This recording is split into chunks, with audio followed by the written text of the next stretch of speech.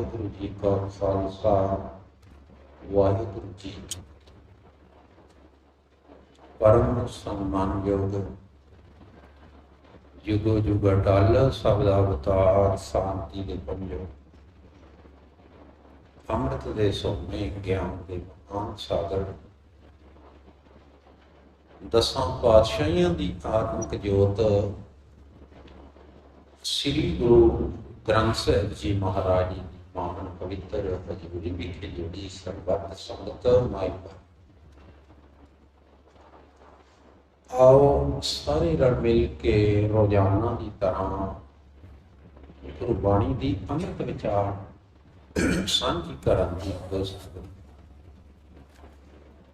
ਗੁਰਬਾਣੀ ਦੀ ਪਾਕ ਪਵਿੱਤਰ ਵਿਚਾਰ ਸਰਵਣ ਕਰਨ ਤੋਂ ਪਹਿਲਾਂ ਆਓ ਸਾਰੇ ਇੱਕ ਵਾਰੀ ਇਕਾਗਰ ਚਿੱਤ ਹੋ ਕੇ ਆਖੀਏ ਸਤਨਾਮ ਸ੍ਰੀ ਵਾਹਿਗੁਰੂ ਜੀ। ਵਿਚਾਰ ਲਈ ਬਾਣੀ ਦਾ ਮੂਲ ਪਾਠ ਇਸ ਪ੍ਰਕਾਰ ਹੈ। ਵਾਹਿਗੁਰੂ ਜੀ ਸ਼ਲੋਕ ਮਹਲਾ ਤੀਜਾ। ਤ੍ਰਿਗ ਇਹ ਆਸਾ ਦੂਜੇ ਭਾਵ ਕੀ, ਜੋ ਮੋਹ ਮਾਇਆ ਚਿਤ ਲਾਏ। ਤ੍ਰਿਗ ਇਹ ਆਸਾ ਦੂਜੇ ਭਾਵ ਕੀ, ਜੋ ਮੋਹ ਮਾਇਆ ਚਿਤ ਲਾਏ। ਹਰ ਸੁਖ ਪਲਰ ਤਿਆਗਿਆ, ਨਾਮ ਵਿਸਾਰ ਦੁਖ ਪਾਏ। ਮਨ ਮੁਖ ਅਗਿਆਨੀ ਅੰਧੁਲੇ, ਜਨਮ ਮਰਹਿ ਫਿਰ ਆਵੇ ਜਾਏ। ਕਾਰਜ ਸਿਧ ਨ ਹੋਵਨੀ, ਅੰਤ ਗਿਆ ਪਛੁਤਾਏ। ਜਿਸ ਕਰਮ ਹੋਵੇ ਤਿਸ ਸਤਿਗੁਰ ਮਿਲੈ, ਸੋ ਹਰ ਹਰ ਨਾਮ ਧਿਆਏ। ਨਾਮ ਰਤੇ ਜਨ ਸਦਾ ਸੁਖ ਪਾਇਨ, ਜਨ ਨਾਨਕ ਤਿਨ ਬਲ ਜਾਏ। ਮਹਲਾ ਤੀਜਾ। ਆਸਾ ਮਨਸਾ ਜਗ ਮੋਹਣੀ, ਜਿਨ ਮੋਹਿਆ ਸੰਸਾਰ। ਸਭ ਕੋ ਜਮ ਕੇ ਚੀਰੇ ਵਿੱਚ ਹੈ, ਜੀਤਾ ਸਭ ਆਕਾਰ। ਹੁਕਮੀ ਹੀ ਜਮ ਲਗਦਾ, ਸੋ ਉਬਰੈ ਜਿਸ ਬਖਸ਼ੈ ਕਰਤਾਰ। ਨਾਨਕ ਗੁਰ ਪ੍ਰਸਾਦੀ ਇਹ ਮਨ ਤਾਂ ਤਰੈ, ਜਾਂ ਛੋਟੈ ਅਹੰਕਾਰ। ਆਸਾ ਮਨਸਾ ਮਾਰੇ ਨਿਰਾਸ ਹੋਏ, ਗੁਰ ਸਬਦੀ ਵਿਚਾਰ। ਪੌੜੀ। ਜਿੱਥੈ ਜਾਈਏ ਜਗਤ ਮਹਿ, ਤਿੱਥੈ ਹਰ ਸਾਈਂ। ਅੱਗੇ ਸਭ ਆਪੇ ਵਰਤਦਾ, ਹਰ ਸੱਚਾ ਨਿਆਈ। ਕੂੜਿਆਰਿਆਂ ਕੇ ਮੂੰਹ ਫਿਟਕੀ ਹੈ, ਸੱਚ ਭਗਤ ਵਡਿਆਈ। ਸੱਚ ਸਾਹਿਬ ਸੱਚਾ ਨਿਉ ਹੈ, ਸਿਰ ਨਿੰਦਕ ਛਾਈ।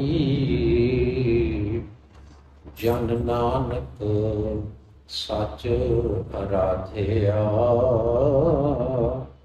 गुरमुख सुख पाई।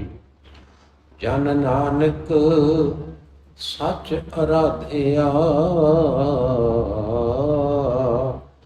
गुरमुख सुख पाई। वाहिगुरु जी का खालसा, वाहिगुरु जी की फतेह।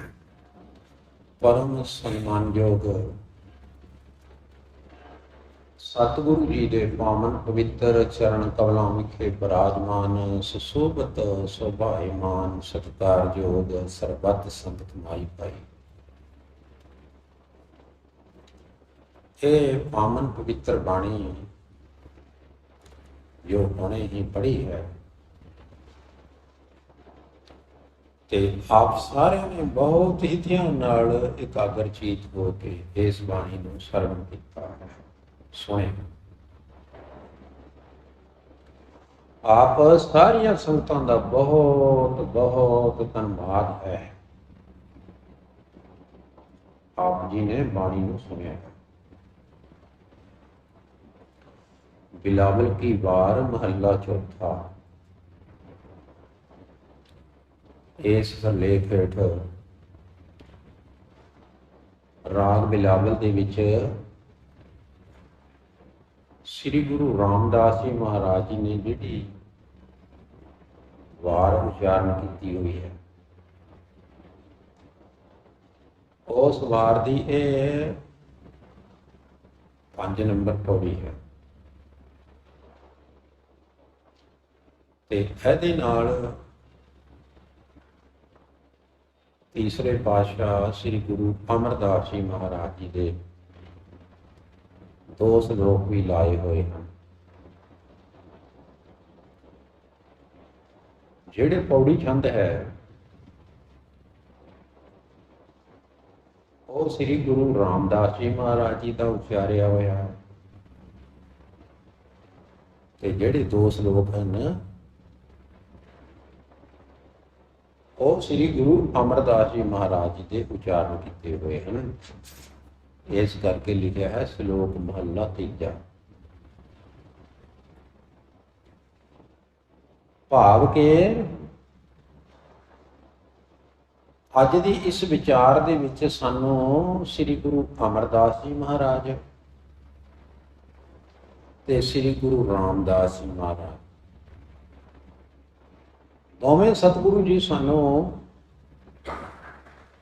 बाणी दे राही की उपदेश दे रहे हैं। आओ प्यार अते सत्कार दे नाल विचार समझी। सतगुरु सच्चे पातशाह जी जदों कोई भी उपदेश दिंदे हैं तां वो साडे सारिਆਂ ਦੇ भले वास्ते,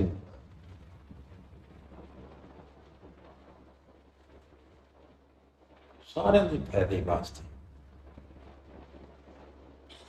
गुरबाणी का उपदेश जिहड़ा है किसी वास्ते भी नुकसानदेह नहीं है, सारिਆਂ ਦੇ हितकारी है।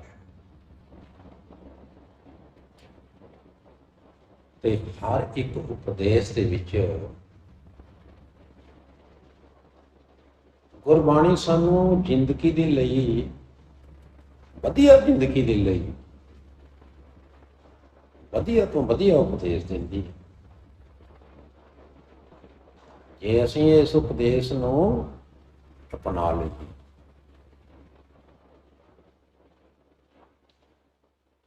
धन धन श्री गुरु अमरदास जी महाराज फरमान कर रहे हैं, सानू उपदेश दे रहे हैं। आख रहे हैं श्लोक महला तीजा। त्रिग एह आसा दूजे भाव की, जो मोह माया चित लाए।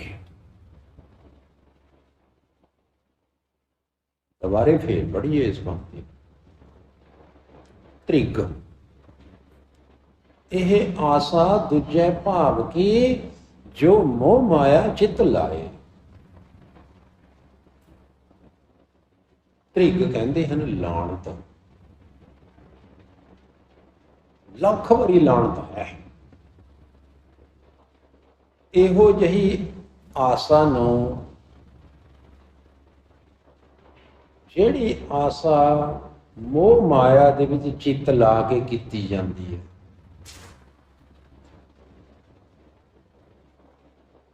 ਇੰਨੀ ਕੁ ਗੱਲ ਕਰਨ ਦੇ ਨਾਲ ਨੁਕਤਾ ਸਾਡੀ ਸਮਝ ਵਿੱਚ ਨਹੀਂ ਆਏਗਾ। ਜੇ ਆਪਾਂ ਇੰਨੀ ਕੁ ਗੱਲ ਵਿੱਚ ਨਿਬੇੜ ਲਈਏ,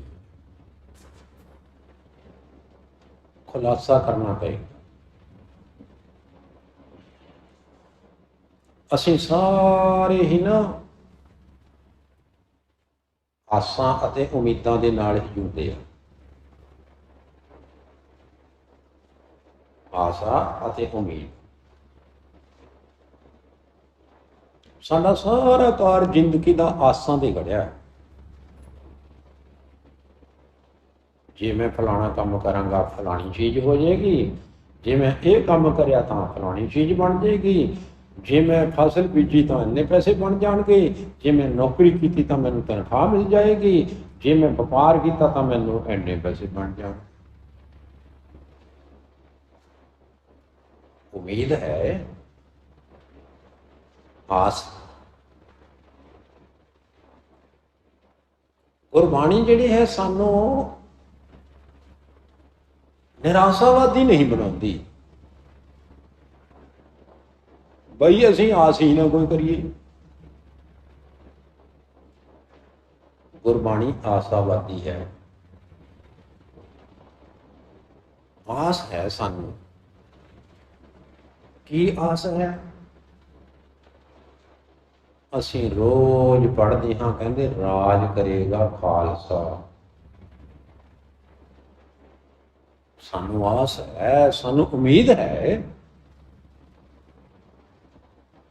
ਸਾਨੂੰ ਪੂਰਾ ਯਕੀਨ ਹੈ, ਸਾਨੂੰ ਪੂਰਾ ਭਰੋਸਾ ਹੈ ਕਿ ਖਾਲਸਾ ਜਿਹੜਾ ਹੈ ਰਾਜ ਕਰੇ। ਇਹ ਆਸ ਹੈ। ਇਹ ਆਸ ਤਾਂ ਚੰਗੀ ਆਸ ਹੈ। ਤੇ ਇਹਦੇ ਵਿੱਚ ਆਪਾਂ ਦੇਖੀ ਵੀ ਰਾਜ ਕਰੇਗਾ ਖਾਲਸਾ, ਆਖੀ ਰਹੇ ਨਾ ਕੋਈ। ਆਖੀ ਤੋਂ ਭਾਵ ਹੁੰਦਾ ਹੈ ਬਾਕੀ ਕੋਈ ਨਹੀਂ ਹੋਏਗਾ ਤੇ ਨਾ ਕੋਈ ਭੁੱਖਾ ਨੰਗਾ ਹੋਏਗਾ। ਖਾਲਸੇ ਦਾ ਇਹੋ ਜਿਹਾ ਰਾਜ ਹੋਏਗਾ, ਉਹਦੇ ਵਿੱਚ ਨਾ ਕੋਈ ਆਖੀ ਹੋਏਗਾ, ਨਾ ਕੋਈ ਭੁੱਖਾ ਹੋਏਗਾ, ਨਾ ਕੋਈ ਨੰਗਾ ਹੋਏਗਾ। ਸਾਰਿਆਂ ਨੂੰ ਅੰਨ ਮਿਲੇਗਾ, ਸਾਰਿਆਂ ਨੂੰ ਰੋਟੀ ਮਿਲੇਗੀ, ਸਾਰੇ ਸੁਖੀ ਹੋਣ। ਭਈ ਇਹੋ ਜਿਹਾ ਰਾਜ ਤਾਂ ਚੰਗਾ ਹੈ, ਇਹੋ ਜਿਹਾ ਰਾਜ ਤਾਂ ਚੰਗਾ ਹੈ। ਪਰ ਜੇ ਮੈਂ ਕਹਾਂ ਕਿ ਮੈਂ MLA ਬਣ ਜਾਵਾਂ ਤੇ ਲੁੱਟ ਲੁੱਟ ਕੇ ਖਾ ਲਿਆ,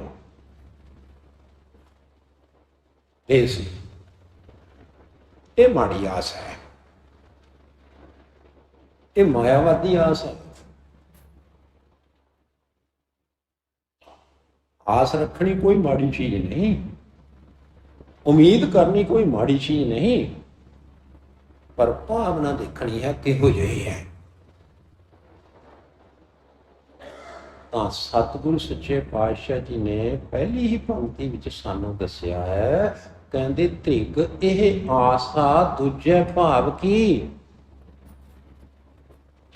ਇਹ ਜਿਹੜੀ ਦੂਜੇ ਭਾਵ ਦੀ, ਦੂਜੇ ਨੰਬਰ ਦੀ ਆਸ ਹੈ ਨਾ, ਜਿਸ ਦੇ ਵਿੱਚ ਮਾਇਆ ਮੰਗੀ ਗਈ ਹੈ, ਜਿਸ ਦੇ ਵਿੱਚ ਮਾਇਆ ਦੇ ਨਾਲ ਚਿੱਤ ਲੱਗਦਾ ਹੈ, ਇਹੋ ਜਿਹੀ ਜਿਹੜੀ ਆਸ ਹੈ ਫਿਟੇ ਮੂੰਹ ਦੀ ਜ਼ਿੰਦਗੀ।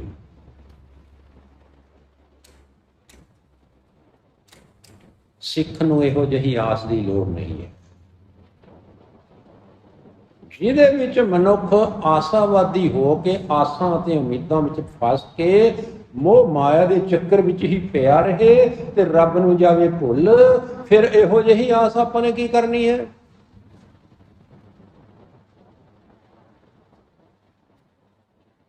ਇਹੋ ਜਿਹੀ ਆਸ ਦੀ ਲੋੜ ਨਹੀਂ ਹੈ। आशा करिए राम की।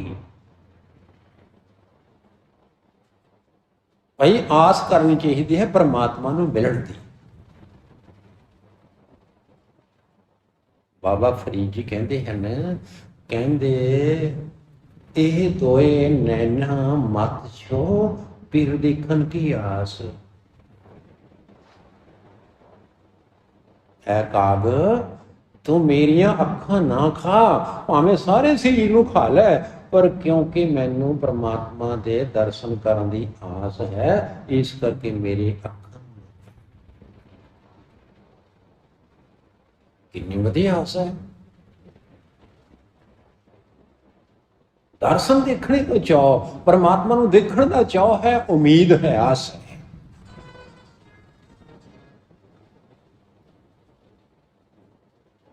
परंतु ਜਿਹੜੇ ਮਨਮੁਖ ਲੋਕ ਹੁੰਦੇ ਹਨ, ਮਨਮੁਖ ਲੋਕ ਜਿਹੜੇ ਗੁਰੂ ਦੀ ਨਹੀਂ ਮੰਨਦੇ, ਨਾ ਗੁਰਬਾਣੀ ਨੂੰ ਸੁਣਦੇ ਹਨ, ਨਾ ਗੁਰਬਾਣੀ ਨੂੰ ਬਾਚਦੇ ਹਨ, ਜਾਂ ਗੁਰਬਾਣੀ ਦਾ ਅਧਿਐਨ ਕਰਦੇ ਹਨ, ਤੇ ਨਾ ਗੁਰਬਾਣੀ ਦੀ ਗੱਲ ਨੂੰ ਫੋਲੋ ਕਰਦੇ ਹਨ। ਇਹੋ ਜਿਹੇ ਜਿਹੜੇ ਮਨੁੱਖ ਹਨ, ਫਜ਼ੂਲ ਦੀਆਂ ਚੀਜ਼ਾਂ ਦੀ ਪ੍ਰਾਪਤੀ ਲਈ ਸੁੱਖਾਂ ਦੇ ਦਾਤੇ ਪਰਮਾਤਮਾ ਨੂੰ ਭੁੱਲ ਜਾਂਦੇ ਹਨ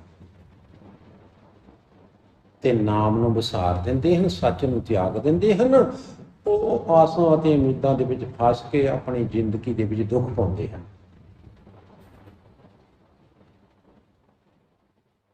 ਦੁਖੀ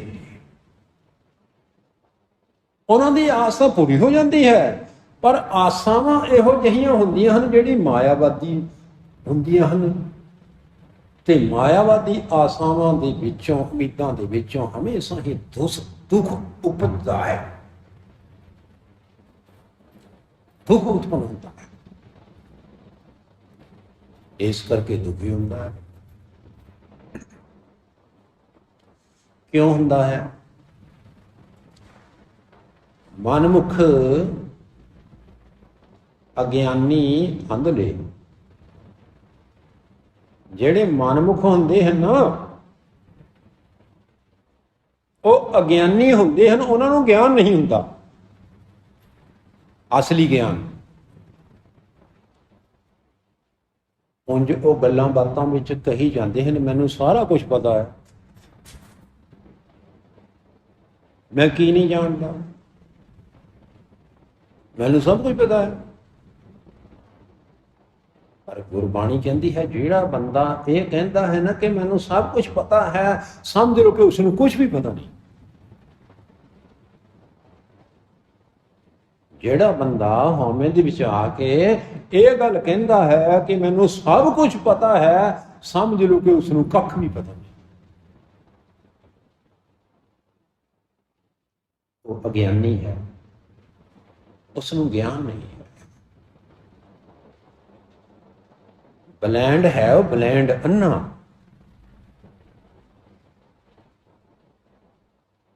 ਸਤਿਗੁਰੂ ਜੀ ਫਰਮਾਨ ਕਰਦੇ ਨੇ, ਇਹੋ ਜਿਹਾ ਜਿਹੜਾ ਮਾਨਵ ਇਨਸਾਨ ਹੈ ਨਾ, ਬਾਰ-ਬਾਰ ਜੰਮਦਾ ਹੈ, ਬਾਰ-ਬਾਰ ਮਰਦਾ ਹੈ, ਬਾਰ-ਬਾਰ ਆਉਂਦਾ ਹੈ, ਬਾਰ-ਬਾਰ ਜਾਂਦਾ ਹੈ।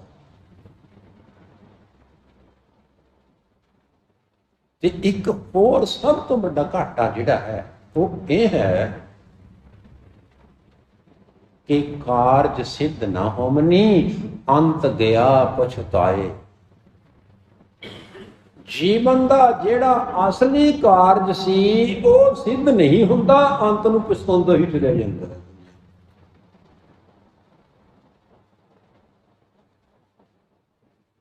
ਜ਼ਿੰਦਗੀ ਦਾ ਅਸਲੀ ਕੰਮ ਕੀ ਹੈ?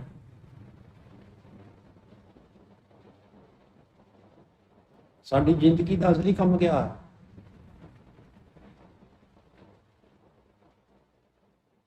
ਜੇ ਸਾਨੂੰ ਕੋਈ ਪੁੱਛੇ ਵੀ ਅਸੀਂ ਕਰਨ ਕੀ ਆਏ ਹਾਂ, ਅਸੀਂ ਕਹਿੰਦੇ ਸਾਨੂੰ ਤਾਂ ਕੁਛ ਨਹੀਂ ਪਤਾ, ਕਿਆ ਕਰਨਾ ਹੈ। ਗੁਰਬਾਣੀ ਸਾਨੂੰ ਦੱਸਦੀ ਹੈ, ਭਈ ਪ੍ਰਾਪਤ ਮਾਨੁਖ ਦੀ ਹੋਰੀਆ, ਗੋਬਿੰਦ ਮਿਲਣ ਕੀ ਇਹ ਤੇਰੀ ਬਣੀ। ਆਇਓ ਸੁਣਨ ਪੜਨ ਕੋ ਬਾਣੀ, ਪ੍ਰਾਣੀ ਤੋਂ ਆਇਆ ਲਾਹਾ ਲੈਣ। ਅਵਰ ਕਾਜ ਤੇਰੇ ਕਿਤੇ ਨਾ ਕਾਮ, ਮਿਲ ਸਾਧ ਸੰਗਤ ਭਜ ਕੇ ਬਣ। ਤੂੰ ਇਹ ਕੰਮ ਕਰਨ ਵਾਸਤੇ ਆਇਆ ਸੀ।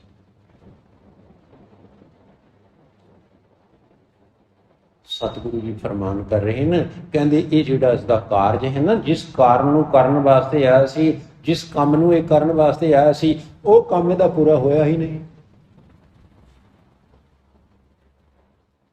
ਕਾਰਜ ਸਿੱਧ ਨਾ ਹੋ ਵੀ ਨਹੀਂ, ਕਾਰਜ ਸਿੱਧ ਹੀ ਨਹੀਂ ਹੋਇਆ।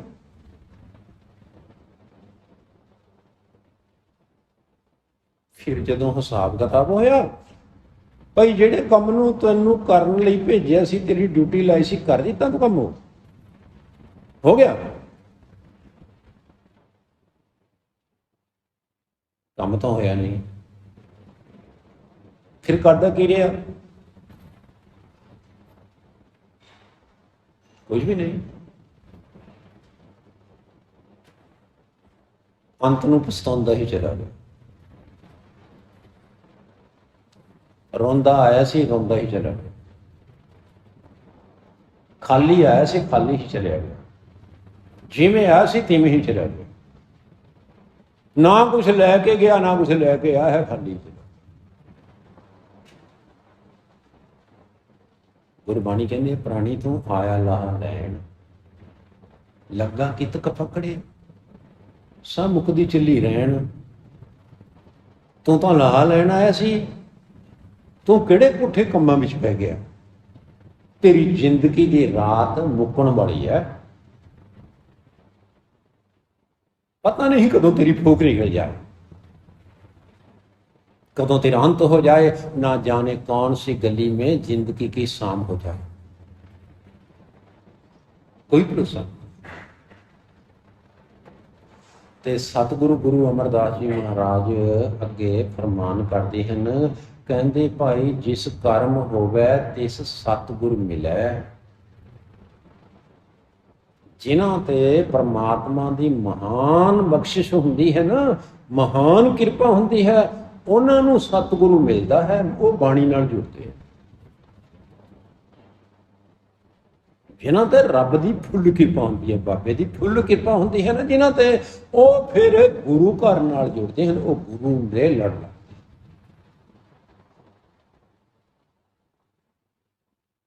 लिखिया होया है ना, आप अपने मिलों थोड़ा जुड़ रहे हैं। गल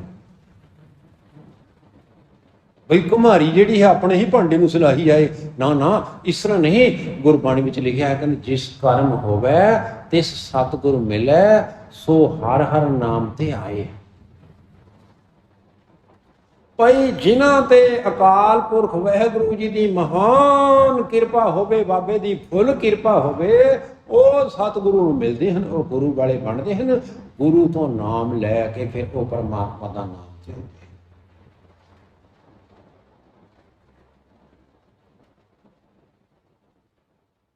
ਭਈ ਜਿਹੜੇ ਨਾਮ ਤੇ ਹੁੰਦੇ ਹਨ ਨਾ, ਉਹ ਨਾਮ ਜਪ ਜਪ ਕੇ ਜਪ ਜਪ ਕੇ ਜਪ ਜਪ ਕੇ ਨਾਮ ਦੇ ਰੰਗ ਵਿੱਚ ਹੀ ਰੰਗੇ ਜਾਂਦੇ। ਉਹਨਾਂ ਦੇ ਨਾਮ ਦਾ ਰੰਗ ਚੜ ਜਾਂਦਾ, ਬਾਣੀ ਦਾ ਰੰਗ ਚੜ ਜਾਂਦਾ ਹੈ, ਸਿੱਖੀ ਦਾ ਰੰਗ ਚੜ ਜਾਂਦਾ ਹੈ, ਭਗਤੀ ਦਾ ਰੰਗ ਚੜ ਜਾਂਦਾ ਹੈ, ਸੇਵਾ ਦਾ ਰੰਗ ਚੜ ਜਾਂਦਾ ਹੈ, ਸਿਮਰਨ ਦਾ ਰੰਗ ਚੜ ਜਾਂਦਾ ਹੈ, ਗੁਰੂ ਦਾ ਰੰਗ ਚੜ ਜਾਂਦਾ ਹੈ, ਰੱਬ ਦਾ ਰੰਗ ਚੜ ਜਾਂਦਾ ਹੈ। ਉਹ ਪ੍ਰਮਾਤਮਾ ਦੇ ਰੰਗ ਦੇ ਵਿੱਚ ਰੰਗੇ ਹੋਏ ਸਦਾ ਹੀ ਸੁਖੀ ਹੈ।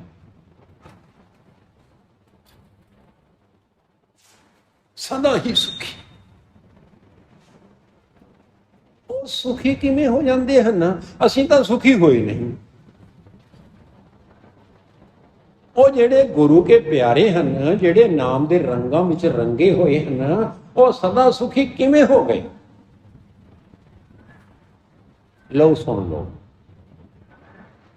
ਜੋ ਹੋਇਆ ਹੈ ਚੰਗਾ ਹੋਇਆ, जो हो रहा है चंगा हो रहा है, जो होएगा ਉਹ ਵੀ ਚੰਗਾ ਹੋਏਗਾ। नो टेंशन, कोई चिंता नहीं। जो होया है चंगा होया है, जो हो रहा है चंगा हो रहा है, जो होएगा वो भी चंगा होएगा। No tension.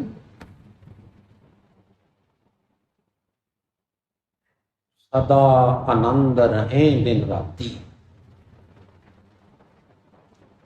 वो हमेशा ही सदा ही दिन रात आनंद विच रहते हैं। कोई चिंता नहीं है। चिंता ताकि कीजिए जो अनहोनी हो। गुरमुख जानते हैं ना, कहते चिंता ताकि कीजिए जो अनहोनी होए। यह मार्ग संसार को नानक थे, उन्होंने ज्ञान है इस गल का। भाई ये संसार दे विच साडे नाल कोई भी कदे भी अनहोनी नहीं होती। उंज असीं गलती दे नाल कह दिंदे हां बई फलाणे बंदे नाल तां अनहोनी हो गई, बई मेरे नाल तां अनहोनी हो गई। भाई जे है ही अनहोनी फिर हो किवें गई? ਜਿਹੜੀ चीज हो गई हो सकती है, वो अनहोनी नहीं होती। ते संसार दे विच इहो जिही कोई भी घटना नहीं कि जिहड़ी हो ना सके। हो सकता है, कुछ भी हो सकता है, कदे भी हो सकता है, किसी नाल भी हो सकता है।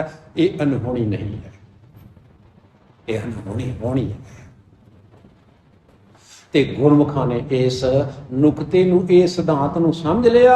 ਸਤਿਗੁਰੂ ਬਾਬਾ ਜੀ ਕਹਿ ਰਹੇ ਹਨ, ਕਹਿੰਦੇ ਨਾਮ ਰਤੇ ਜਨ ਸਦਾ ਸੁਖ ਪਾਇਨ, ਜਨ ਨਾਨਕ ਤਿਨ ਬਲ ਜਾਏ। ਮੈਂ ਇਹੋ ਜਿਹੇ ਗੁਰੂ ਕੇ ਪਿਆਰਿਆਂ ਦੇ ਜਿਹੜੇ ਨਾਮ ਦੇ ਰੰਗਾਂ ਦੇ ਵਿੱਚ ਆਨੰਦਿਤ ਹਨ, ਨਾਮ ਦੇ ਰੰਗ ਵਿੱਚ ਰੰਗੇ ਹੋਏ ਹਨ ਤੇ ਹਮੇਸ਼ਾ ਹੀ ਆਤਮਿਕ ਸੁਖ ਦੇ ਪਾਤਰ ਬਣੇ ਹੋਏ ਹਨ, ਮੈਂ ਉਹਨਾਂ ਤੋਂ ਕੁਰਬਾਨ ਜਾਂਦਾ ਹਾਂ, ਬਲਿਹਾਰ ਜਾਂਦਾ ਹਾਂ ਜੇ ਇਹੋ ਜਿਹੇ ਬੰਦੇ ਮੈਨੂੰ ਮਿਲ ਜਾਣਗੇ।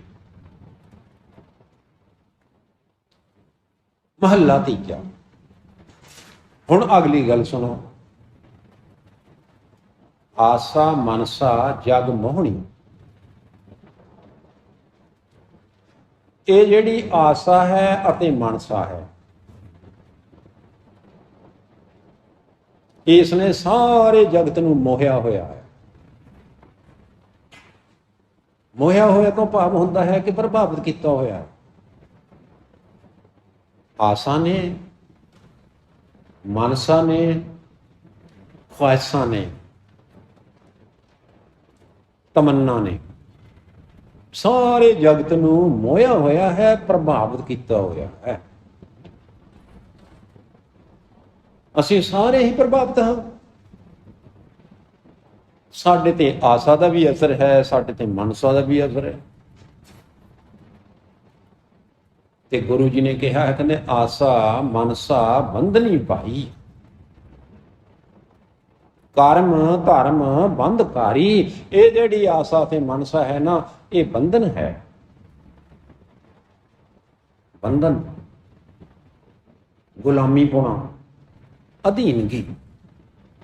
ਮਨੁੱਖ ਸਾਰੀ ਜ਼ਿੰਦਗੀ ਆਸਾ ਦੇ ਅਧੀਨ, ਮਨਸਾ ਦੇ ਅਧੀਨ, ख्वाहिशां ਦੇ ਅਧੀਨ ਹੋ ਕੇ ਹੀ ਜਿਉਂਦਾ ਹੈ।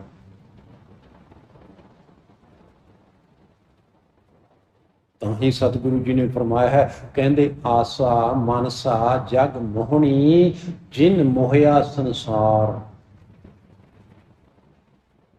ਭਾਈ ਇਹ ਜਿਹੜੀ ਆਸਾ ਤੇ ਮਨਸਾ ਹੈ ਨਾ, ਇਹ ਤਾਂ ਮਨੁੱਖ ਨੂੰ ਮੋਹ ਲੈਂਦੀ ਹੈ। ਇਸ ਆਸਾ ਅਤੇ ਮਨਸਾ ਨੇ ਸਾਰੇ ਸੰਸਾਰ ਨੂੰ ਮੋਹਿਆ ਹੋਇਆ ਹੈ, ਪ੍ਰਭਾਵਿਤ ਕੀਤਾ ਹੋਇਆ ਹੈ। ਸਾਰੇ ਹੀ ਇਸੇ ਦੇ ਚੱਕਰ ਵਿੱਚ ਫਸੇ ਹੋਏ। ਫਿਰ ਅੱਗੇ ਸੁਣ ਲਓ। ਸਭ ਕੋ ਜਮ ਕੇ ਚੀਰੇ ਵਿੱਚ ਹੈ। ਭਾਈ ਸਾਰੇ ਜਿਹੜੇ ਹਨ ਉਹ ਜਮਾਂ ਦੇ ਦਾਇਰੇ ਵਿੱਚ ਹਨ, ਦਾਇਰੇ ਵਿੱਚ। ਜਮਾਂ ਦੇ ਦਾਇਰੇ ਵਿੱਚ ਹਨ,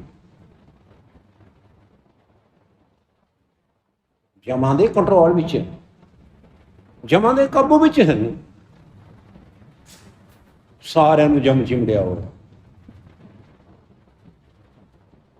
ਸਤਿਗੁਰੂ ਜੀ ਕਹਿੰਦੇ ਇਹ ਜਿਹੜੀ ਆਸਾ ਹੈ ਇਹ ਵੀ ਜਮ ਰੂਪ ਹੈ, ਮਨਸਾ ਹੈ ਇਹ ਵੀ ਜਮ ਰੂਪ ਹੈ, ਕਾਮ ਹੈ ਇਹ ਵੀ ਜਮ ਰੂਪ ਹੈ, ਕ੍ਰੋਧ ਹੈ ਇਹ ਵੀ ਜਮ ਰੂਪ ਹੈ, ਲੋਭ ਮੋਹ ਹੰਕਾਰ ਹੈ ਇਹ ਵੀ ਜਮ ਰੂਪ ਹੈ।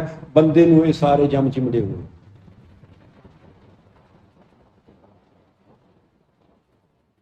ਸਭ ਕੋ ਜਮ ਕੇ ਚੀਰੇ ਵਿੱਚ ਹੈ, जेता सब आकार। जितना भी आकार है, जो दिसन वाली चीज़ां हैं, सारा ये पसारा जिहड़ा है ना, ये जमा दे चीरे दे विच है।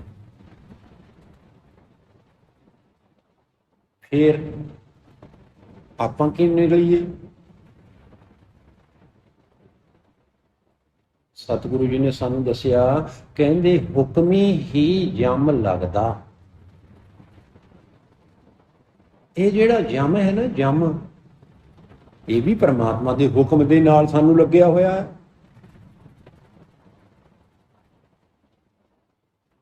लग्या इस करके होया है क्योंकि असीं जम्मे हाँ। जे जम्मे हाँ फिर आपां ने मरना भी है। जे असीं ना जमदे, ना सानू जम लगना सी, ना असीं मरना सी, ना दुखी होना सी, ना दुख मिलने सी, ना सुख मिलना सी, ते ना ही सानू जम लगने सी, ना साडी मौत होनी सी जे असीं जमदे ही नहीं। पर हुण तां जम गए, हुण तां सारा कुछ है। हुक्मी ही जम लगदा, सो उबरै जिस बख्शे करतार।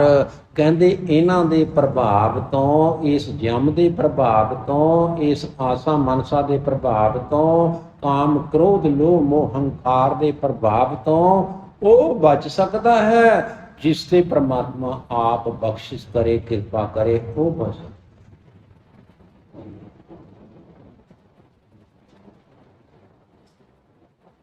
फिर तो बड़ा औखा काम है। ना नौमन तेल होवे ते ना राधा नचे, बख्शिश होए ना ते जमा दे बस पए रहो। फिर जिहड़ी परमात्मा दी बख्शिश है, मेहर है, मेहरामत,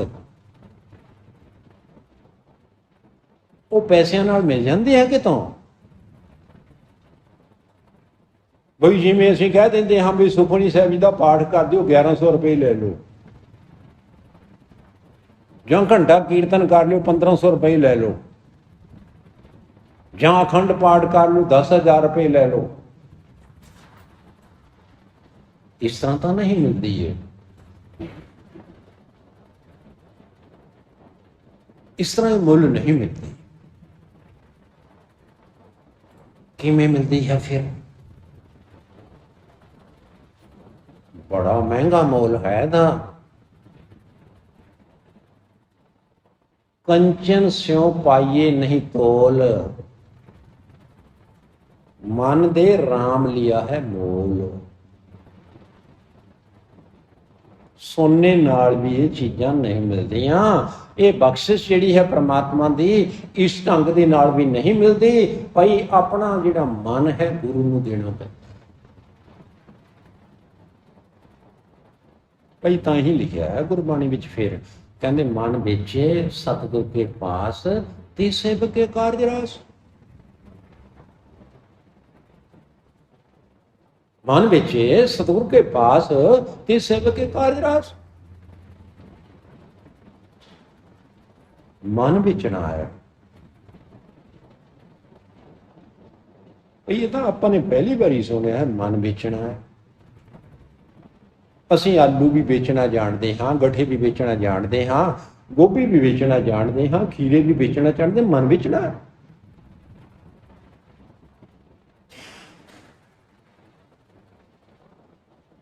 ਮਨ ਗੁਰੂ ਨੂੰ ਦੇਣਾ ਹੈ।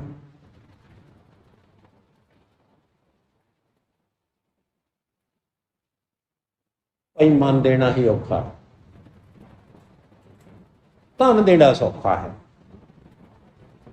ਅਸੀਂ ਕਹਿ ਦਿੰਦੇ ਹਾਂ ਬਈ ਅਖੰਡ ਪਾਠ ਤੁਸੀਂ ਕਰ ਲਓ, ਮੇਰੇ ਕੋਲ ਤਾਂ ਆਇਆ ਨਹੀਂ ਜਾਣਾ, ਪੈਸੇ ਜਿੰਨੇ ਮਰਜ਼ੀ ਚੱਕੋ। 10,000 ਦੀ ਥਾਂ ਤੇ ਭਾਵੇਂ 20,000 ਲੱਗ ਜਾਣ, ਪਰ ਮੈਂ ਨਹੀਂ ਆ ਸਕਦਾ, ਨਾ ਮੈਂ ਸੁਣ ਸਕਦਾ, ਨਾ ਮੈਂ ਬੈਠ ਸਕਦਾ ਹਾਂ। ਪੈਸੇ ਦੱਸੋ ਕਿੰਨੇ ਲੈਣੇ?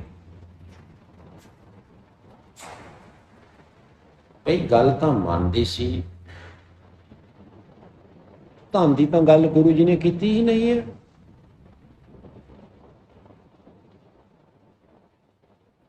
ਅਸੀਂ ਕਿੱਧਰ ਨੂੰ ਚੱਲ ਪਏ? ਤਾਂ ਗੁਰੂ ਅਮਰਦਾਸ ਜੀ ਮਹਾਰਾਜ ਜੀ ਨੇ ਫਰਮਾਇਆ, ਕਹਿੰਦੇ ਨਾਨਕ ਗੁਰ ਪ੍ਰਸਾਦੀ ਇਹ ਮਨ ਤਾਂ ਧਰੈ ਜਾਂ ਛੋੜੇ ਅਹੰਕਾਰ। ਕਹਿੰਦੇ ਗੁਰੂ ਦੀ ਕਿਰਪਾ ਦੇ ਨਾਲ ਇਹ ਮਨੁੱਖ ਦਾ ਮਨ ਤਾਂ ਧਰ ਸਕਦਾ ਹੈ ਜੇ ਇਹ ਅੰਦਰੋਂ ਹੰਕਾਰ ਨੂੰ ਛੱਡੇ। ਹੰਕਾਰ ਨੂੰ ਛੱਡੇ, ਬਸ ਇਹੀ ਨਹੀਂ ਛੱਡਿਆ ਜਾਂਦਾ। ਚਲੋ ਬਾਹਰ ਦੀ ਗੱਲ ਤਾਂ ਛੱਡੋ, ਗੁਰੂ ਘਰ ਦੇ ਵਿੱਚ ਵੀ ਸਾਨੂੰ ਕਿੰਨਾ ਹੰਕਾਰ ਹੈ। ਕਥਾ ਕਰਨ ਦਾ ਹੰਕਾਰ, ਕੀਰਤਨ ਕਰਨ ਦਾ ਹੰਕਾਰ, ਪਾਠ ਕਰਨ ਦਾ ਹੰਕਾਰ, ਸੇਵਾ ਕਰਨ ਦਾ ਹੰਕਾਰ, ਇਹ ਵੀ ਹੰਕਾਰ।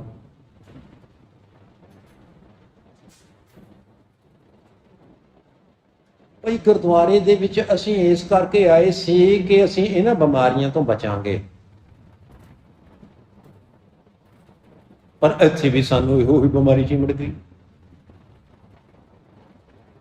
ਜਿਸ ਬਿਮਾਰੀ ਦੇ ਨਾਲ ਬੱਕਰੀ ਮਰੀ ਸੀ, ਉਸੇ ਬਿਮਾਰੀ ਦੇ ਨਾਲ ਉਹਦਾ ਛੇਲਾ ਮਰ ਗਿਆ, ਮੇਮਣਾ ਮਰ ਗਿਆ। ਬਿਮਾਰੀ ਤਾਂ ਨਾਲ ਰਹੀ। ਭਈ ਹਸਪੀਟਲ ਦੇ ਵਿੱਚ ਅਸੀਂ ਤਾਂ ਹੀ ਜਾਂਦੇ ਹਾਂ ਵੀ ਬਿਮਾਰੀ ਦੂਰ ਹੋਏ।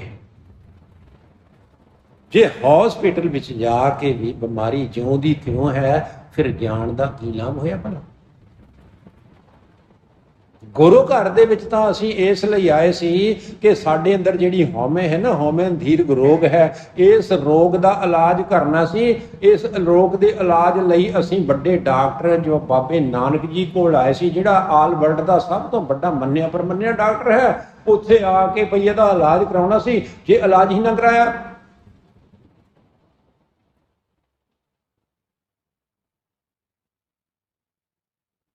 ਬਾਣੀ ਕਹਿੰਦੇ ਕਿ ਨਹਾਉਣ ਚੱਲੇ ਤੀਰਥ, ਤੀਰਥਾਂ ਤੇ ਨਹਾਉਣ ਚੱਲੇ।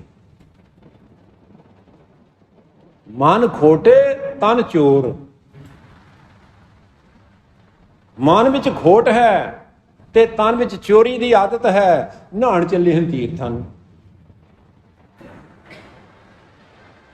ਤੇ ਬਾਬਿਆਂ ਨੇ ਧਾਰਨਾ ਲਾ ਦਿੱਤੀ, ਕਹਿੰਦੇ ਨਹਾਉਂਦਾ ਫਿਰੇ ਤੀਰਥਾਂ ਤੇ ਤੇਰੇ ਮਨ ਦੀ ਮੈਲ ਨਾ ਜਾਏ।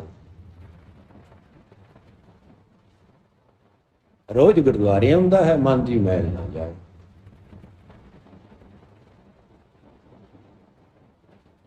ਮਨ ਮੈਲਾ ਤਾਂ ਸਭ ਕੁਝ ਮੈਲਾ। ਜੇ ਤੇਰਾ ਮਨ ਮੈਲਾ ਹੈ, ਤੂੰ ਇਹ ਨਾ ਸੋਚੀ ਕਿ ਮੈਂ ਪ੍ਰੈਸ ਕਰਕੇ ਆਇਆ, ਵਧੀਆ ਕੱਪੜੇ ਪਾ ਕੇ ਆਇਆ ਹਾਂ, ਨਹਾਣ ਹੋ ਕੇ ਆਇਆ ਹਾਂ, ਗੁਰੂ ਜੀ ਨੇ ਕਹਿੰਦਾ ਸਾਰੇ ਹੀ ਮਿਲ ਲੈ। ਤੇਰੇ ਕੱਪੜਿਆਂ ਨੂੰ ਥੋੜਾ ਦੇਖਣਾ ਆਪਣਾ, ਮੈਂ ਤੇਰੇ ਸੂਟ ਥੋੜਾ ਚੱਟਣੇ ਹਨ, ਮੈਂ ਤਾਂ ਤੇਰਾ ਮਨ ਦੇਖਣਾ। ਜੇ ਮਨ ਮੈਲਾ ਹੈ, ਤੇਰਾ ਸਭ ਕੁਝ ਮੈਲਾ। ਆਸਾ ਮਨਸਾ ਮਾਰੇ ਨਿਰਾਸ਼ ਹੋਏ, ਗੁਰ ਸ਼ਬਦੀ ਵਿਚਾਰ। ਭਾਈ ਗੁਰੂ ਦੀ ਸ਼ਬਦ ਦੀ ਵਿਚਾਰ ਦੇ ਨਾਲ, ਗੁਰੂ ਦੇ ਸਿਧਾਂਤ ਮੁਤਾਬਕ, ਗੁਰੂ ਦੇ ਉਪਦੇਸ਼ ਨੂੰ ਸੁਣ ਸੁਣ ਕੇ, ਮੰਨ ਕੇ, ਆਪਣੇ ਅੰਦਰੋਂ ਆਸਾ ਤੇ ਮਨਸਾ ਨੂੰ ਮਾਰ ਕੇ ਬਿਲਕੁਲ ਨਿਰਾਸ਼ ਹੋ ਕੇ ਹੋਣਾ। ਹੋਏ ਨਿਰਾਸ਼ ਜਮਾਵੋ, ਨਾਰਾਜ਼ ਹੋ ਕੇ ਹੋਣਾ ਹੈ। ਫੇਰ ਕੀ ਹੋਏਗਾ? लो सुन लो जी ध्यान नाल। पौड़ी जिथे जाइए जगत में तिथे हर साईं। भाई जगत दे विच बंदा जिथे मर्जी चला जाए उत्थे ही रब है। इस गल नूं आपां मनदे हां भला बई असीं जिथे भी जाते उत्थे ही रब है।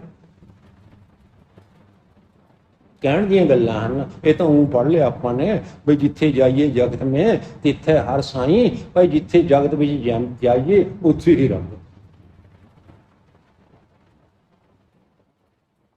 जिथे भी जाइए उत्थे ही रब। फिर असीं ठगी किवें मार लैंदे हां किसे नाल हेरा फेरी किवें कर लैंदे हां। दे कबाड़ अनक परदे में पर दारा संग फंके फिर ये क्यों कर लेंदे हां जे सानू पता है रब इत्थे भी है।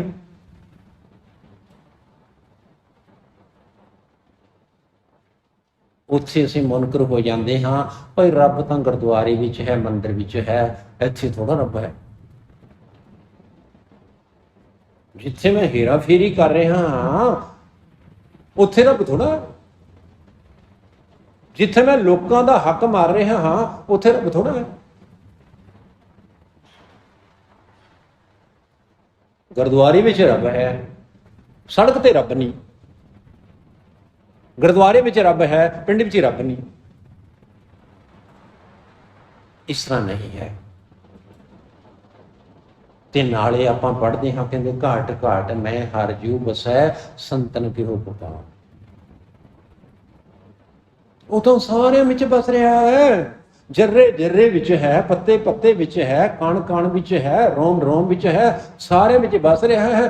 तो यो कहंदा भी है ते नाले मुकरी भी जांदा है।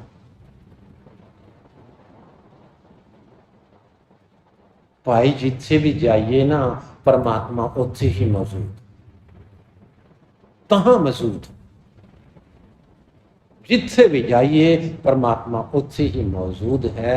अगे सब आपे वरतदा हर सच्चा न्यायी वो परमात्मा अगे सारे पासे वरत रहा है। उसका जिहड़ा न्याय है उसका जिहड़ा फैसला अदल है वो सच्चा है। उत्थे रिश्वत नहीं चलती। बई जज नूं पैसे दे दिते जां वकील नूं पैसे दे दिते उत्थे नहीं चलती। उत्थे सच्चो ही सच नहीं बढ़िया।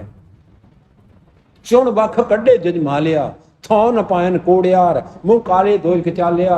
तेरे नाय रते से जिण गए हार गए सी ठगण वालिया लिख नावे धर्म बहाल।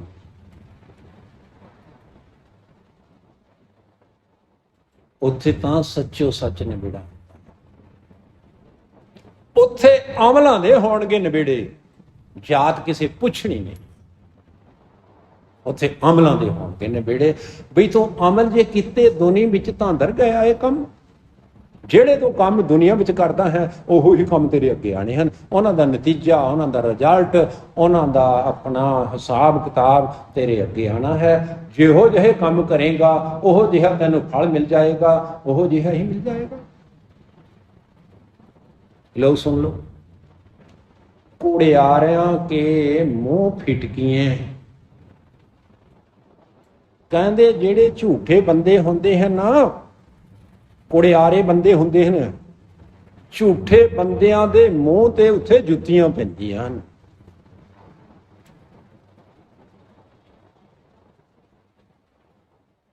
मूहे मूंह पाना खाए मूंह दे उत्ते जुत्तियां पैंदियां हन फिटकारां पैंदियां हन लाणतां पैंदियां हन थुक्कां पैंदियां हन बेइज्जती हुंदी है।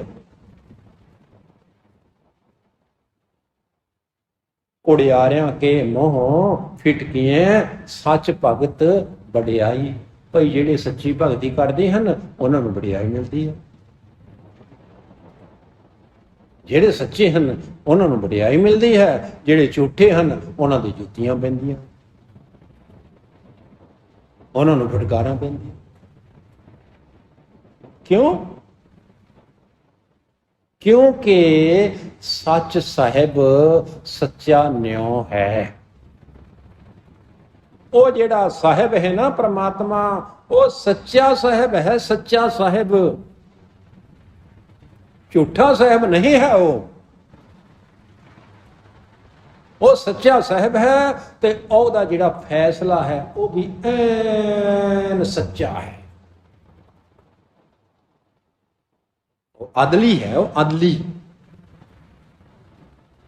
आदल देने वाला, फैसले देने वाला, अदालती है। वो सब तो बड़ा जज है।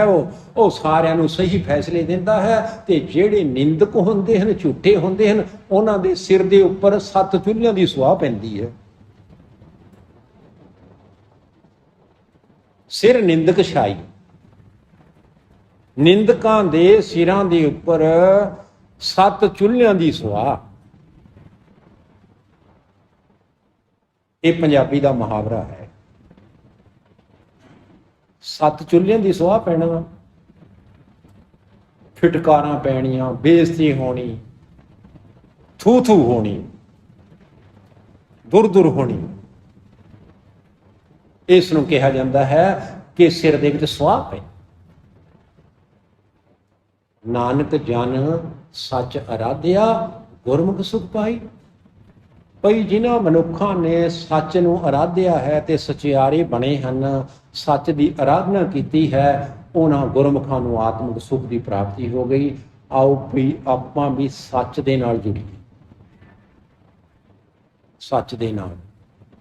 ਸੱਚ ਹੀ ਰੱਬ ਹੈ, ਸੱਚ ਹੀ ਪਰਮਾਤਮਾ ਹੈ ਤੇ ਸੱਚ ਹੀ ਸੱਚ ਹੈ।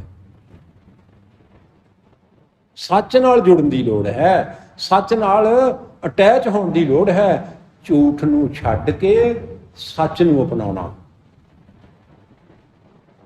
ਕਿਉਂਕਿ ਗੁਰਬਾਣੀ ਜਿਹੜੀ ਹੈ ਨਾ, ਸਾਨੂੰ ਥਾਂ ਥਾਂ ਇਹੋ ਹੀ ਡਾਇਰੈਕਸ਼ਨ ਦਿੰਦੀ ਹੈ। ਕਹਿੰਦੇ ਬੋਲੀਏ ਸੱਚ, ਝੂਠ ਨਾ ਬੋਲੀਏ।